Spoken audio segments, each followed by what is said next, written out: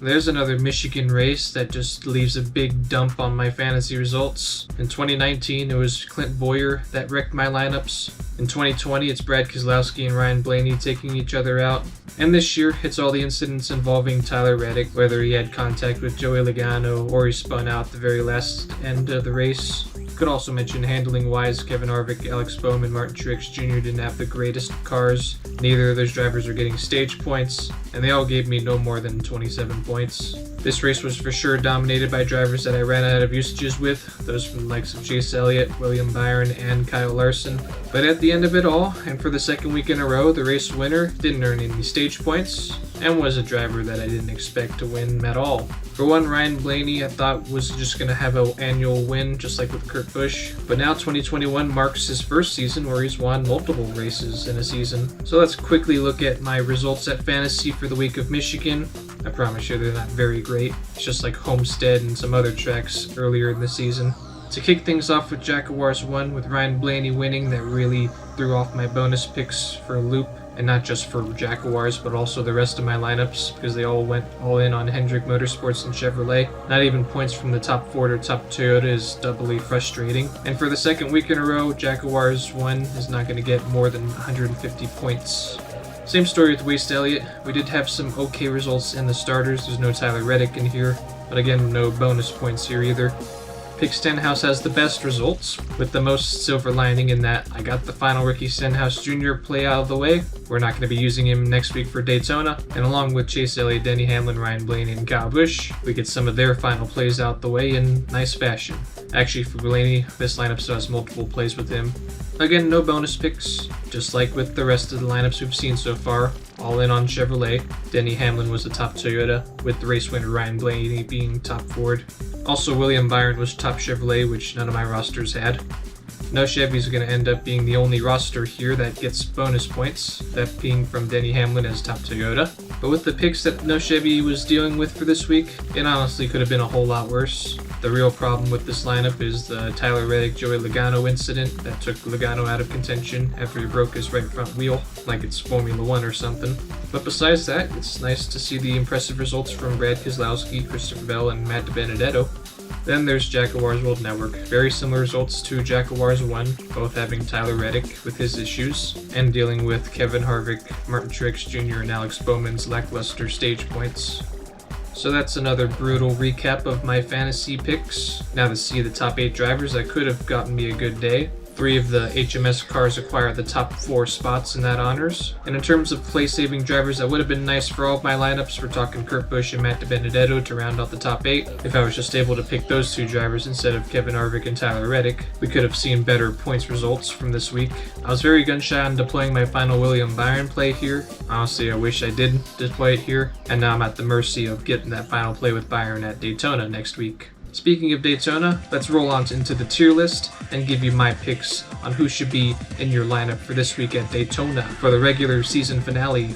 But usages or not, there's 4 drivers that I want to lay out here that you should build your lineup around. One of those 4 we'll get into very soon, but the other 3, they're Austin Dillon, Matt DiBenedetto, and Michael McDowell. As this year's Daytona 500 champion, McDowell has only finished outside the top 20 in one of the last 6 super speedway races, that coming in the playoff Talladega race last fall. But that's to be expected from McDowell at Talladega. His numbers at Daytona are far better than the track in Alabama, and usages or not, and what I said back in the Daytona 500 video, McDowell's a play that easily gets overlooked and should be a pick that gets you on the right track for a good super speedway result.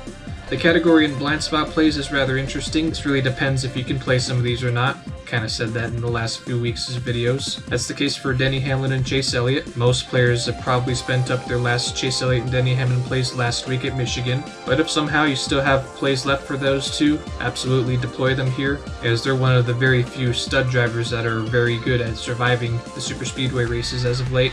But say you don't have either of those 2 drivers, then what?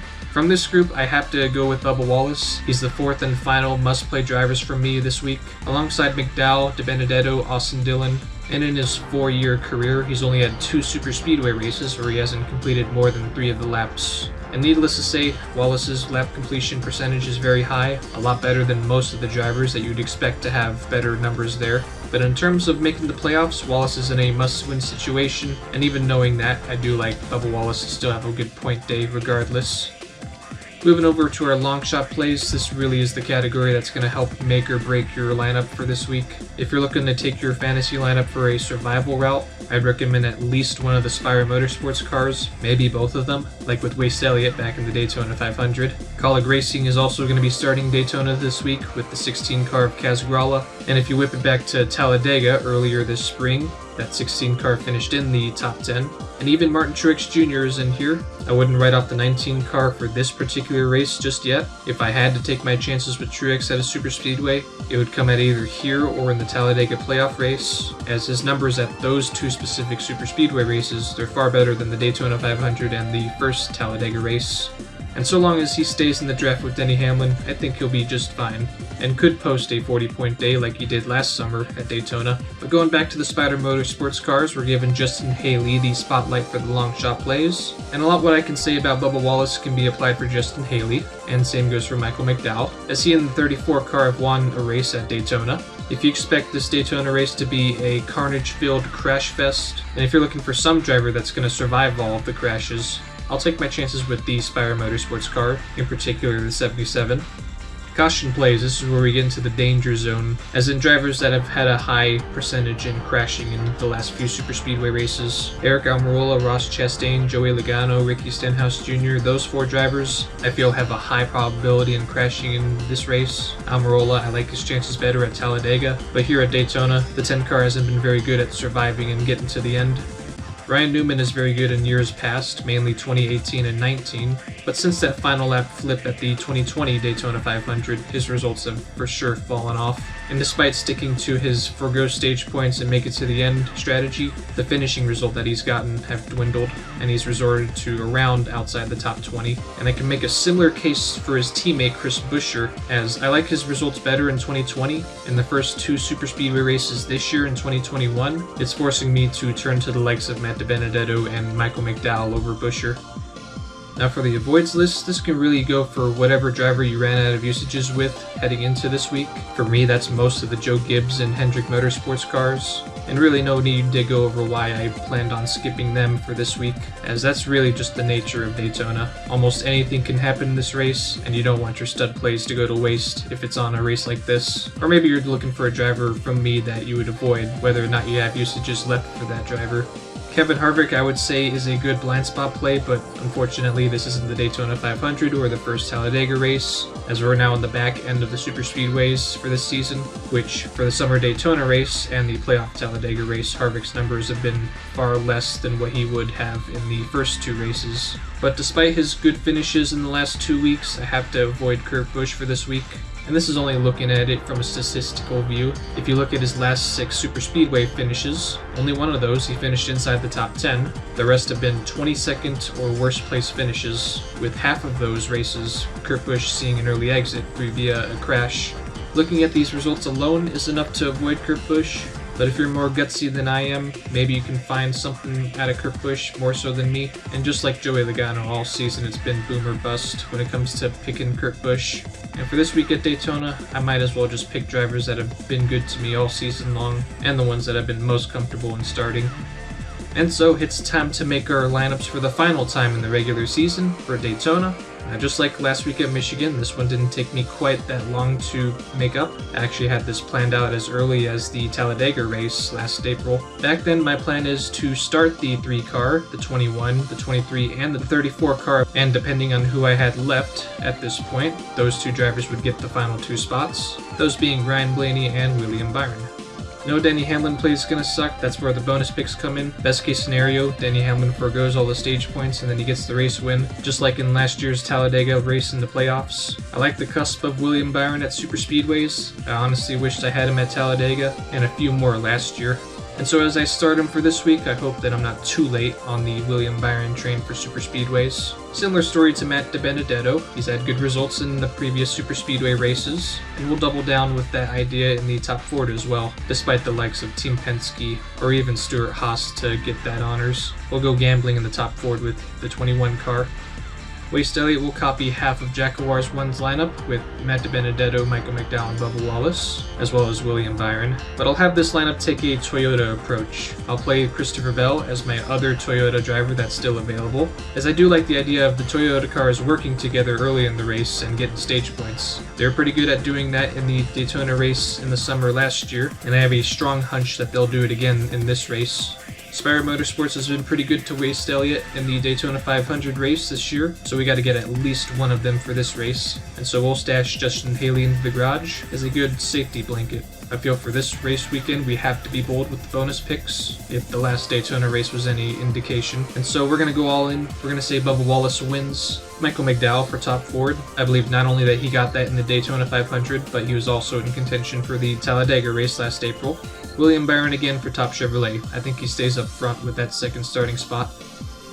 I can breathe a sigh of relief knowing that I'm not in a must-play situation for Ricky Stenhouse for Pick Stenhouse, as we've reached a Daytona and we don't have a single 47 play left. That being said, let's go all in on Ford and Team Penske plus Matt DiBenedetto for this lineup. Yes, I know the extreme risks of Joey Logano in the super speedway races. I believe 2 or 3 of the last super speedways has ended in Joey Logano wrecking, but at the very least he does make up in first stage points, and if Toyota doesn't form up and dominate, then for sure Team Penske's going to do that instead. Just like Waste Elliott and Jackuwarz 1, it's important that we build our lineup with William Byron and Bubba Wallace. Just like with all my other lineups, they're all sitting on their final William Byron play. As for the race winners picks, this might not be a very good pick for me. It's a very high gamble, knowing Matt DiBenedetto and his chances at winning races. They've come foiled in the most painful way possible. But I feel for this race, it's now or never for the 21 car, not only in his hopes to make the playoffs this year, but also to stay in the Cup Series, as he's looking for a new team to drive for next year. But reports are saying he might fall back to the Xfinity Series. That's how dire it's become. Now hear me out with the Martin Truex Jr. for top Toyota. In last year's summer Daytona race, Truex was in very much contention. He made it to the end, which he doesn't hardly ever do at super speedways, but out of the 4 super speedway races we have all year long, the summer Daytona race in particular has been Truex's best race at super speedway. And I can easily see Denny Hamlin, Kyle Busch, Christopher Bell, maybe Bubba Wallace all going down in crashes, and then all of a sudden Martin Truex is there to inherit the top Toyota spot. So even though I don't have a single Martin Truex Jr. to expend for this week, I used them all up for Michigan or races prior, I can at least try and shoehorn in one Martin Truex related play somewhere, and that'll be in Pick Stenhouse through top Toyota. Despite being out of plays for a lot of non-Chevrolet drivers for no Chevy, we can still set up a pretty good lineup for Daytona. For starters, we still have a Brad Keselowski play, which will for sure kick that off in the lineup. Bubba Wallace, Chris Buescher, and Michael McDowell are going to be easy picks, seeing it as we still have multiple plays left for those drivers. Cole Custer's going to be a good survival driver. As Chase Briscoe, he gets the final spot in this lineup. We could have easily had Ryan Newman here instead, but I think I'm going to get more oomph if I have Briscoe in this lineup, as I like the idea of him going for stage points a bit more than Newman, and possibly a better result. Now to balance out this lineup, we'll have a lot of Chevrolet related plays in the bonus picks, by having William Byron go back-to-back in summer Daytona races, with some more well-established drivers for top Ford and top Toyota with Brad Keselowski and Denny Hamlin. And that leaves Jackuwarz World Network. As this roster, just like with Jackuwarz 1, we're rolling with the same strategy with the Matt DiBenedetto, Bubba Wallace, Michael McDowell building blocks. Except this one doesn't have Austin Dillon. Yeah, among those 4 that I'm building my lineup around, I think there's a possibility that you can leave out Austin Dillon, even though his prowess at surviving super speedways are going to be missed. But for Jackuwarz 1, Brad Keselowski just barely misses out on the cut, and for this lineup, they'll pick up the slack. In the 2 super speedway races for Keselowski, he's shown some promising results. Never mind that he crashed out on the final corner of the Daytona 500 this year. He won the Talladega race, and with his teammates of Ryan Blaney and Joey Logano, they should work very good together, and should be up front for some stage points. Need I add in this also, Keselowski has TJ Majors spottering for him, arguably the best spotter in all of the Cup Series, and the same spotter that led Dale Earnhardt Jr. to all of his super speedway race wins in the latter end of his career, and a couple with Joey Logano as well. Chase Elliott is going to be a fun pick to win for Daytona this week, as he came oh so close to winning the 500 last February, and has been promising enough to survive another super speedway race, and we'll pair that with a top Ford of Michael McDowell and Bubba Wallace. We'll see if those are the drivers that survive and make it to the end of the race. And those are my picks for the final race of the regular season in the 2021 NASCAR Cup Series. Race coverage of the Coke Zero Sugar 400 is on the big NBC channel, starting at 4 p.m. Pacific Standard Time. There's only one playoff spot left that hasn't been clinched yet. Will it be a Richard Childress car or someone outside that top 16 to claim that spot? Whichever driver not named Denny Hamlin or Kevin Harvick that hasn't won yet. If they just finish first in this race, they make it to the playoffs. So for sure enjoy the race weekend at Daytona. Next week we're beginning the playoffs at Darlington on September the 5th. Thank you for watching this video. I'll catch you all next time.